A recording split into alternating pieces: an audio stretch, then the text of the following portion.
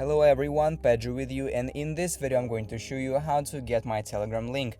So actually it is very easy. First of all, of course, you need to open Telegram and go to the settings, clicking on the settings icon in the bottom right corner. So here basically there are two ways of how you can get your Telegram link, and the first way is to click on the edit button in the top right corner.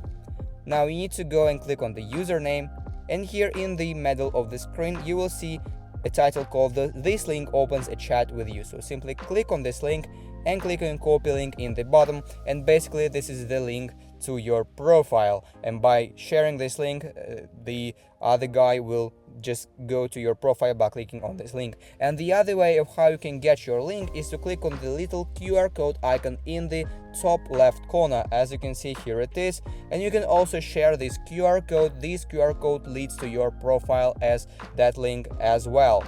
So simply click on the share QR code, and you can just print it, copy, or send to anyone else. And that is how you can get your Telegram link. If you found this video useful, leave a like and subscribe to the channel. Thank you.